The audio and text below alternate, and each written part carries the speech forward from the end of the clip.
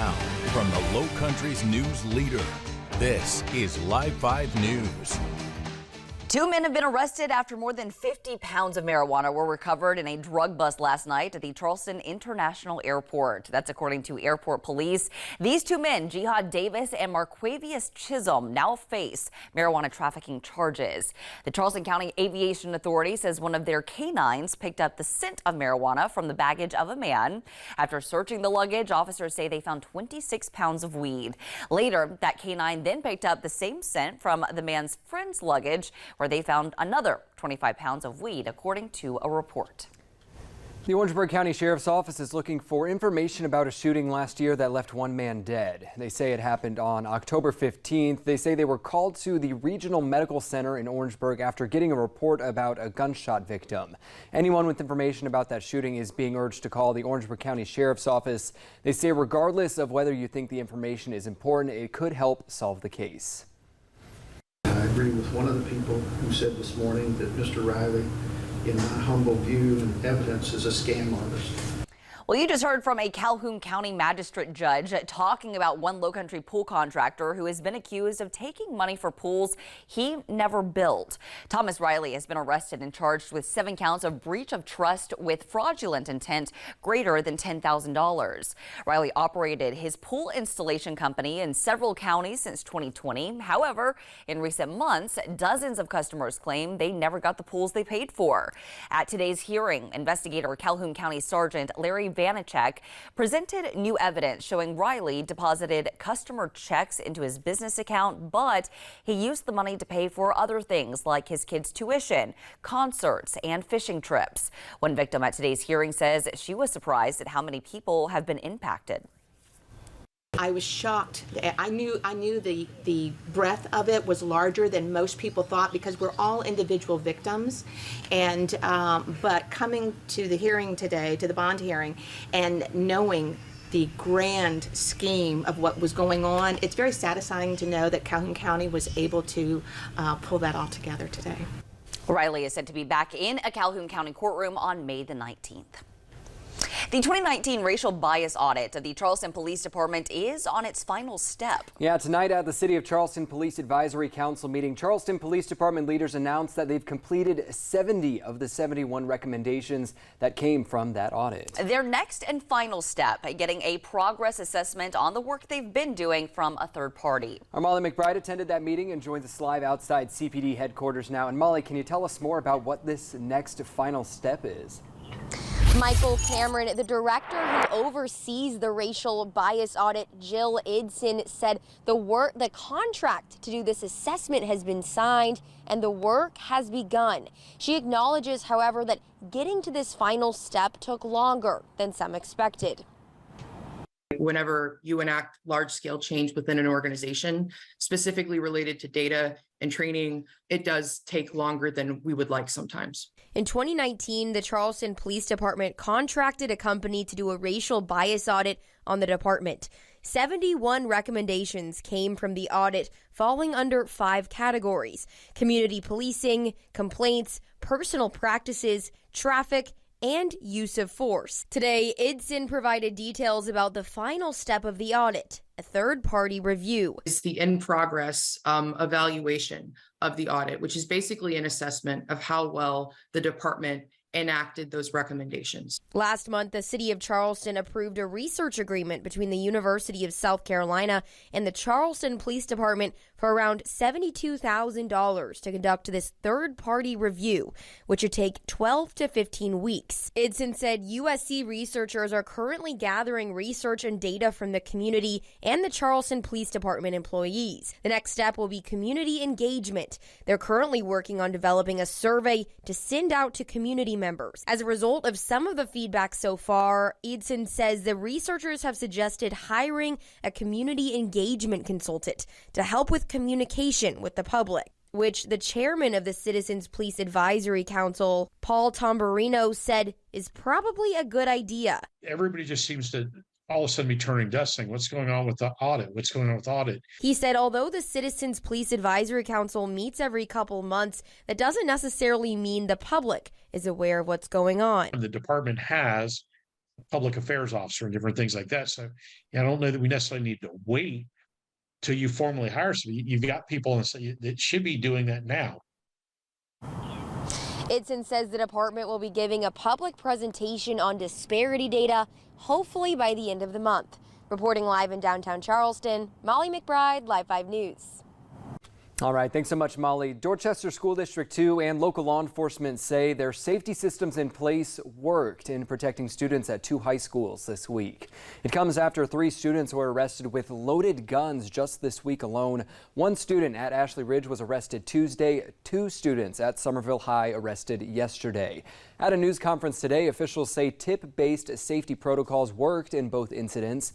They say in yesterday's incident, the first student was in custody just minutes after they got the tip. Communication was emphasized as being crucial in preventing a tragedy, but some parents have told Live 5 they were not alerted about a gun being on school campus. We have reached out to the district about why. They have not yet responded. Today, the district's director of security says the district alerts parents via email when they're able to send out information. Taking you live out over downtown Charleston, and hope that you've been able to get out and enjoy the summer-like weather we've been seeing this week, because it's not going to be sticking around for long. So close. Chief Meteorologist Bill Walsh in the Weather Center tonight. Bill, we couldn't hold on just a few more days to that weather. For the weekend. Put that away. Put it away. Guess what I've got for you? No. Oh. For Easter weekend. Don't want it. I don't want it. Oh, no, you're going to Great have to take umbrella, it. though. Great umbrella. We're going to need We're many of talking these. rain, but also cold for Easter weekend. Oh, no. But we have a dry night tonight, so there it is. That's Let me change good. the radar. This is what we got. Look at how quiet it is, right? Not bad tonight. Let me zoom out. Where's the rain? It's right back here into the Tennessee Valley. Showers and thunderstorms across the Arklatex there along the Gulf Coast. That cold front right there, that's the one I was just talking about. Where's it coming? It's coming here late tomorrow afternoon, tomorrow evening. It's going to bring with it some rain. I don't expect the thunder, but I do expect the cool behind it. But for the overnight, not too bad. 63 overnight when you wake up in Georgetown, about 64 Mount Pleasant, 65 Somerville, 68 Folly Beach. Let's talk bus stop in the morning off to school, talking about 67 degrees, partly cloudy, and then heading home in the afternoon, we're about 78. Can't rule out a scatter storm later in the day. Now, coming up for us, the next big thing. You know what the next big thing is? We are talking about a chilly Easter, all in minutes. I know it's late, but hey, don't you go to bed just yet. To drive a car, operate a forklift, and even to braid someone's hair for money in South Carolina, you need training. But to drive a boat in the state waters, no education or training is required. But that could soon change. Boating safety advocates are pushing state lawmakers to advance a bill that would require anyone born after July 1st, 2007 to take a boater education course to operate a boat. According to the South Carolina Department of Natural Resources, there were 170 boat crashes last year. Among the causes, operator inexperience. Advocates point to states like Alabama, where training requirements have saved many lives. And it went into effect in 1999, and the death count dropped by 40. This is everything. If we can save as many lives as they saved in Alabama when they passed the legislation, that would be amazing. If we could save just one life, I mean, just think about it. Well, this bill passed the state Senate earlier this year with not a single senator voting against it. Well, as school lunch debt mounts in schools, local lawmakers are considering making those lunches completely free. For millions of students, school is the one place they can count on getting a nutritious meal once or twice a day. But during the pandemic, those meals were free for everyone. Things have now changed. Now in many schools, parents have to fill out complicated forms to try and qualify for free or reduced meals for their kids. A bipartisan group of lawmakers now want to change that and make it universal for students in South Carolina to get free meals. They say it's essential for kids to have all the resources needed to succeed. Despite them possibly not having parents that care, they still have a job to do when they come to school, and that's to learn. And it's not their fault. It's not the kids' fault that they don't have money to buy lunch or dinner or breakfast, for that matter. State economists are estimating that the bill would cost more than $150 million. A gambling bill has beaten the odds in the South Carolina House of Representatives. In a state largely opposed to gambling, lawmakers passed a bill that would allow horse race betting on phone apps. The bill still has 2 more hurdles to jump through before becoming law, though. It must pass the Senate, which a similar bill has been waiting for a vote for months at this point. If it does pass the Senate, Governor Henry McMaster will need to sign off on it. However, he has been outspoken against expanding any type of gambling in the state. The Department of Education is proposing a new rule that will provide clarity for transgender student athletes and prohibit full bans on their participation in sports. It comes as many Republican-controlled states are passing bills restricting the rights of the trans community. CBS's Danya Bacchus has the details. The Biden administration is proposing a new regulation preventing schools and colleges from outright banning transgender athletes from competition. The proposal adds to Title IX, a federal law that ensures students are not discriminated against based on sex. But the proposal does allow flexibility for schools to set their own policies, specifically if an athlete's participation undermines fairness on the field or could lead to injuries. The announcement comes the same day the U.S. Supreme Court ruled that West Virginia must allow a transgender girl to compete on her middle school track and field team while legal challenges continue in the state. They want to, when these cases do start coming up to the court, if the court wants to say, you know what, basically, let's give this more time. Let's let states sort this out. Earlier this week, Indiana and Idaho banned gender-affirming care for minors, and Kansas became the 20th state to impose restrictions on transgender student athletes after Republican lawmakers overrode a veto by the Democratic governor. So I want to say directly to LGBTQI+ kids, you are loved just as you are. White House Press Secretary Karine Jean-Pierre says the Biden administration stands with the LGBTQ community. They are fierce, they fight back, they're not going anywhere, and we have their back. The ACLU is tracking more than 450 anti-LGBTQ bills across the U.S. Danya Bacchus, CBS News. And piggybacking off of that, according to the ACLU, the U.S. has set a new record in the amount of LGBTQ plus legislation being introduced. Already, more than twice the number of such bills introduced last year. Education and healthcare related bills in particular are flooding in at unprecedented levels. Those include a renewed push to ban access to gender-affirming healthcare for transgender youth. There's also been a heavy focus on regulating curriculum in public schools, including discussions around gender identity and sexuality. 24 of the more than 400 bills introduced this year have been signed into law in 11 states. Years of legal negotiations have now paved the way for changes to one Lowcountry neighborhood. What those changes are and why homeowners were upset, next on Live 5 News.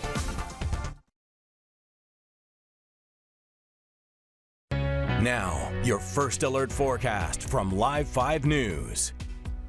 Hey everybody, Chief Meteorologist Bill Walsh right here with you late on a Thursday night. Thank you, by the way, for staying up late with us right here on the broadcast as we get ready for Good Friday tomorrow.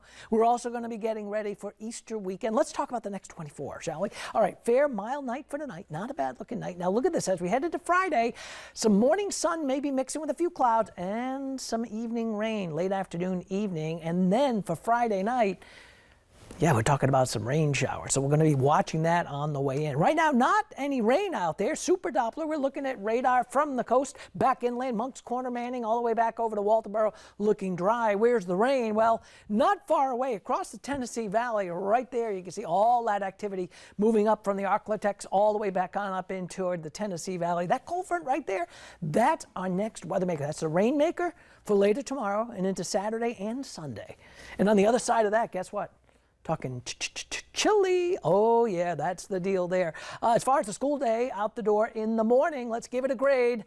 About a B tomorrow morning on the way to school, about 67 degrees, partly cloudy. But heading home in the afternoon, we're going to lower that B to a C. Yeah, it's not going to be that great. Kind of hazy sun and clouds. It's going to keep a slight chance in there, around 80 degrees into the afternoon. The weather map's got it like this. High pressure to the east, some late showers developing. Here comes that cold front, and that's the Easter weekend chill. That cool air right there is heading our way as we head on into the weekend. Here's how it looks on Future Tracker. So out the door in the morning, not a problem as far as the roads. Alicia will check your traffic. Of course, we'll have Joey with the weather. And again, you can see just some clouds, but I'll put that clock into motion. Watch as we make our way through our Friday. By Friday evening, the showers start to work their way in. And this is out the door Saturday morning, some rain showers. And as that front pushes south, the cool air starts to kick in. And you know what we got with this? We got the old northeast fetch. That northeast wind kicking in on the other side of this front is going to create a wedge of cool air, and then moisture rides up and over it, sinks into it, and we call it light rain. And that's Saturday. And look at Sunday, Easter Sunday. This is going to be Sunday about 7 o'clock in the morning. Sunrise is about 6:58. So if you got sunrise services or morning services on Easter Sunday, bring the umbrella, keep the bonnet dry, and also a jacket, because we're still going to see some rain showers. Now look at the high temperatures tomorrow. Tomorrow, last day, we're going to be touching some low 80s, right? About 81 in Goose Creek, 82 Moncks Corner. Today, we're at 86. For the third day in a row, we were 11 degrees above normal, which is 75. But look at these 80s tomorrow. Now watch what happens when we jump ahead to, say, Saturday evening. You ready for this? Brace yourself. This is Saturday. Look at the 40s. The high Saturday may not even get to 60. So that's chilly Saturday. So we are definitely talking about a cool down as we head for the weekend. If you are heading to the beach, let's talk about the beach and boating weather. Tomorrow, not a bad beach day. At least the first half of it, about 76 degrees. Could see an afternoon shower or thunderstorm. And again, 69 is the water temperature. That's coming up. High tide at 9:23 in the morning. All right, here it is now for tonight. We're back to about 65, partly cloudy, dry, warm night ahead. And as we deep dive into that 7-day forecast, here's 80 for tomorrow. Look at the difference on Saturday, talking 60 degrees, not a typo. And we have a good 80% chance to 90% chance on Saturday, 50% chance on Sunday. That's Easter Sunday right there. In fact, let me pull out Easter Sunday. Look at this. In the morning, some rain will be about, say, 52 at 8 a.m. By lunchtime, 58. We may see some rain ending after lunch, but still a lot of clouds. But again, 62 degrees. And then as we head on into next week, we're back into the 70s Monday, Tuesday, and Wednesday. How about that? Unbelievable. All right, join us 4:30 in the morning for a live update right here. Cameron? After years of legal discussions, homeowners in one low-country neighborhood may have a solution after they claim a builder overdeveloped in their neighborhood. Homeowners in the Ponds community near Somerville say Coulter Homes didn't honor the initial agreement and overdeveloped the neighborhood. However, that was signed by a different builder back in 2005. Now the two parties may have come to an agreement. It would see 35 acres be turned over to Dorchester School District 2, potentially for a new school. It would also cap the number of homes to just under 2,000 and add a second entrance. Right now, there's only one entrance for thousands of cars to exit and enter. Officials say that's, of course, a problem whenever an accident happens. These changes still have to go through 2 additional readings before County Council can implement them. A local adoption center says it's at crisis levels. Pet Helper says after an influx in adult dogs and a decrease in adoption, it's causing their current situation. The shelter says the increase in animals being put in their care is causing a tremendous physical and financial burden. They're now asking the community for help with fostering, adopting, or donating to the shelter. All adoptable dogs have been spayed or neutered, microchipped, vaccinated, and are all up to date on preventative treatments. Summer Huechtker here at Augusta National. Coming up next, a full recap from round 1 of the Masters.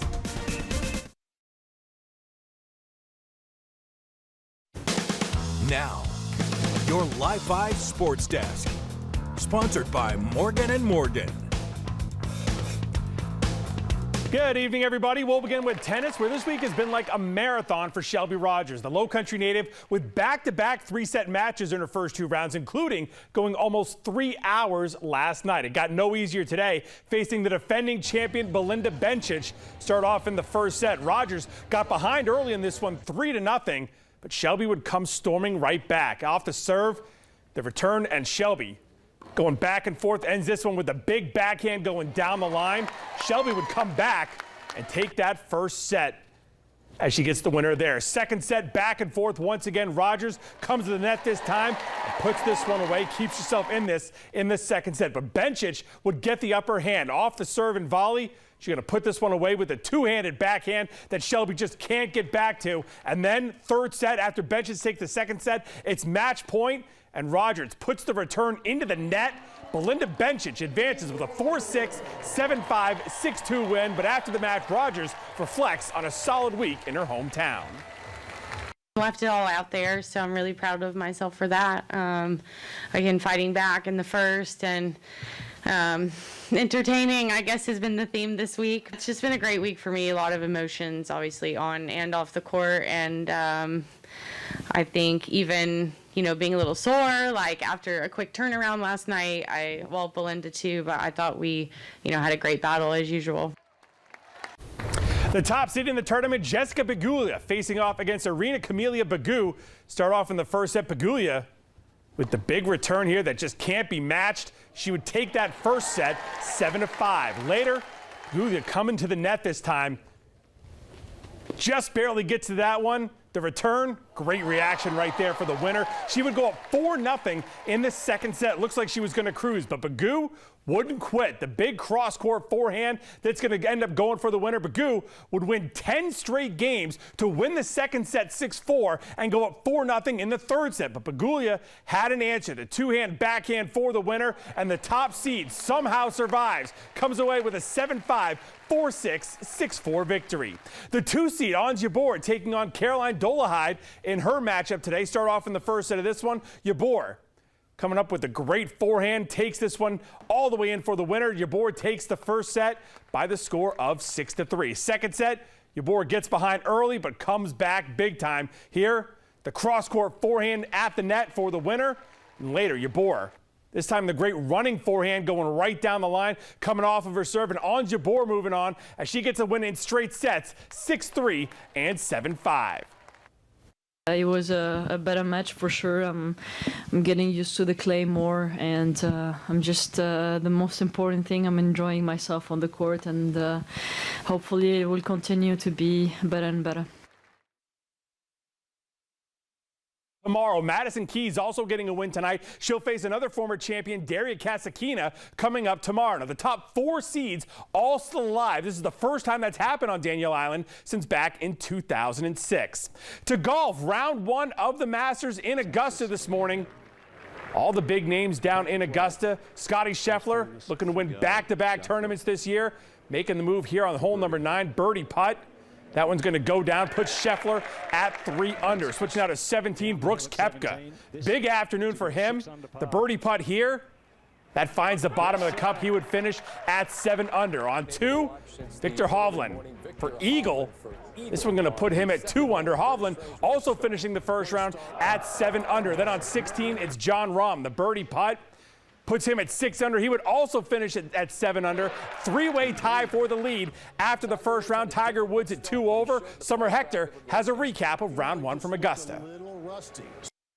The early leader in the clubhouse after round 1 today, and maybe a little bit of a surprise. Viktor Hovland shooting 7 under. He shot a 65. He said after this first round play, he felt like he coasted to that 65. Now, he also talked about with weather being iffy for later this weekend, he knows how important it was to get off to a great start today. Obviously, we don't know how bad it's going to get, but I tend to think that it's easier to make up some ground on the easier days. So if you start with a really low round and it gets very difficult, it's kind of easier to protect the score a little bit compared to if you're 5, 6, 7 shots back. It's really difficult to make up that much ground if this place is playing very difficult. So. And after the impressive first round Viktor Hovland had, he also reflected on the group he played with today. Hovland in that same group with Tiger Woods, and the 25-year-old saying how cool it was to play with someone he's looked up to for so long. He said it was truly a special day here at Augusta. From the Masters, I'm Summer Huechtker, Live 5 Sports. All right, thanks so much, Summer. Huge college baseball series tonight. South Carolina hosting #1 LSU. Bottom of the second, Ethan Petrie, a blast into left. Gamecocks go on top 2-0 early. Bottom of the third, Braylon Wimmer with the score now 2-1. A solo shot into left makes it a 3-1 Gamecocks lead, and they weren't done yet because in the bottom of the 5th, Petrie This time coming up with the bases loaded. Same result, though. Second homer of the night. This one, a grand slam. Gamecocks get the win, 13-5. Other college baseball scores. Clemson falls at Florida State 5-1. The Citadel drops their series opener to Ball State. CSU split the doubleheader with Winthrop, and Coastal Carolina beats Georgia Southern 10-4. And in the pros, the River Dogs opening their season in Myrtle Beach tonight, taking on the Pelicans. River Dogs on defense early on. Carlos Colmenzares and Cooper Kenny going to turn the 6-4-3 double play, keeping the Pelicans off the board. In the second inning, it's going to be Chandler Simpson. The grounder over to short. They try to get the out at second, but they overthrow it. 2 runners come in to score. River Dogs get the win on opening night, taking this one by the score of 6-2. And the Stingrays also getting a win tonight in Greenville, 2-1. That's going to do it for sports. Let's get one last look at the forecast. All right, guys, it looks like it's going to be a pretty wet weekend. Cool, chilly tomorrow, a little on the comfortable side until the cool stuff comes in. We'll update that at about 4:30 in the morning. When do we get a nice weekend? I'm ready for a nice weekend. It's been too long. Look who it is. Hi, Hey. Y'all have a good night.